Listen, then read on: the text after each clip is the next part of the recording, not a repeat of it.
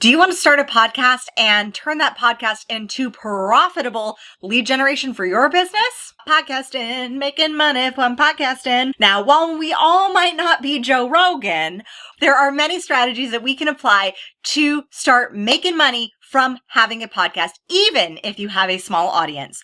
Watch this video next to learn how to start a podcast and make money from your podcast.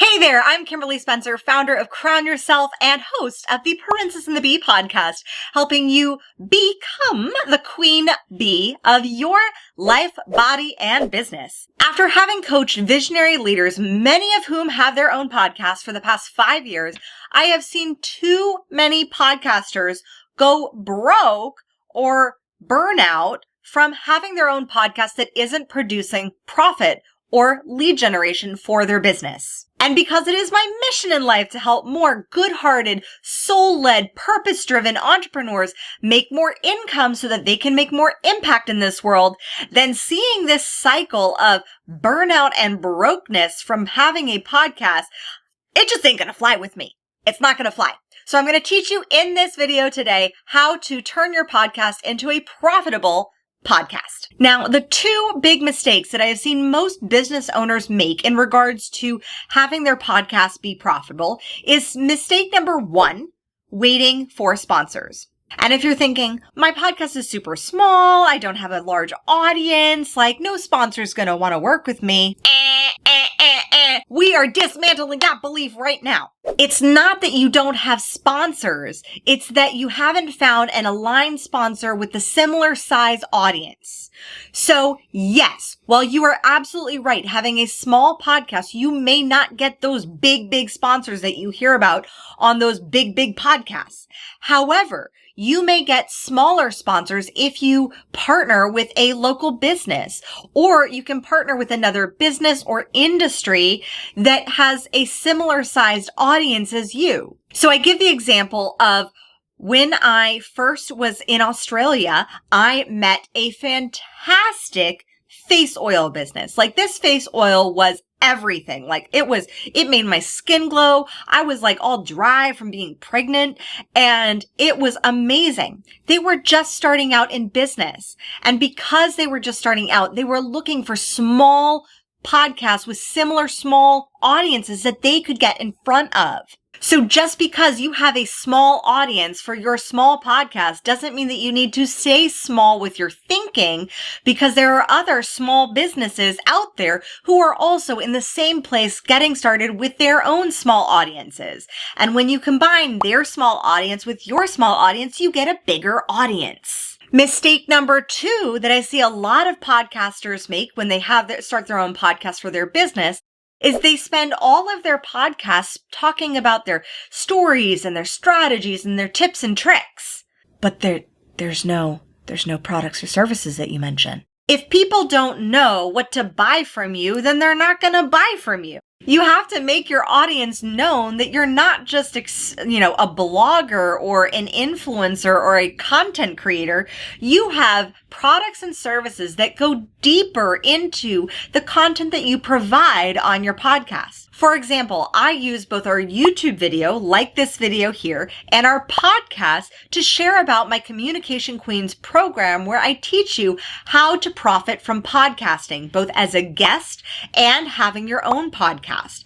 I give the exact templates and systems and strategies and the step-by-step spreadsheets and tools that you need to have an epic podcast like The Princess and the Bee, and to be able to get your podcast out there and to use your podcast as a lead generator and a profitable source of lead generation for your business, as well as guest podcasting too. Now, you've just heard me talk about my program, Communication Queens, on a YouTube video, where I'm also giving more tips and tricks and strategies to help you profit from podcasting.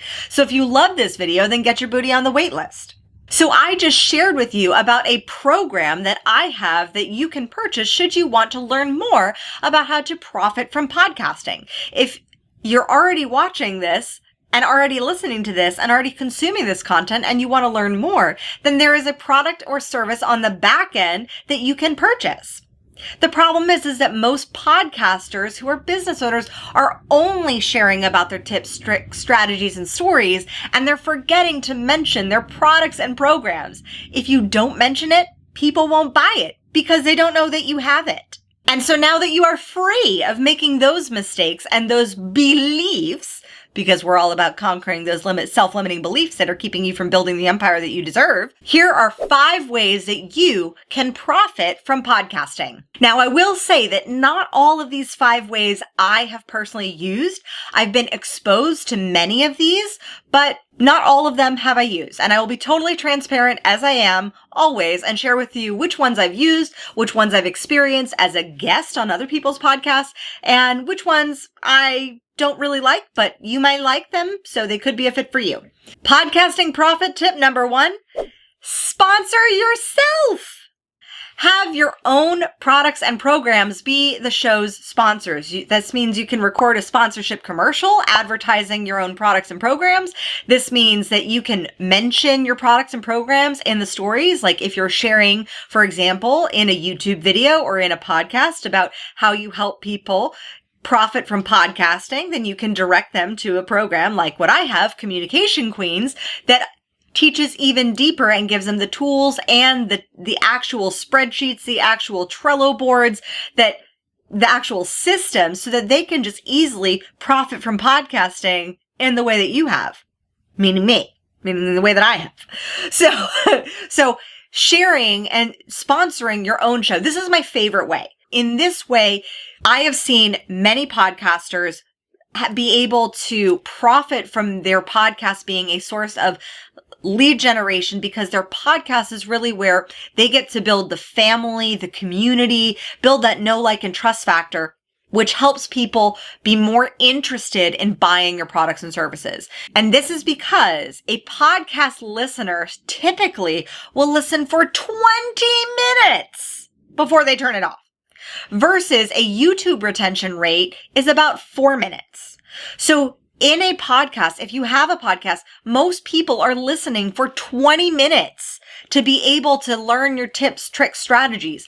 Within 20 minutes, you can easily drop in the name of your product, the name of your program, the name of a service that you provide, an offer to a consult call. You can easily drop in an offer in a non-sleazy way that gives your audience an opportunity to be able to lean in if they want more, if they want even to work with you on an even deeper level. Profit strategy number 2, you can be an affiliate.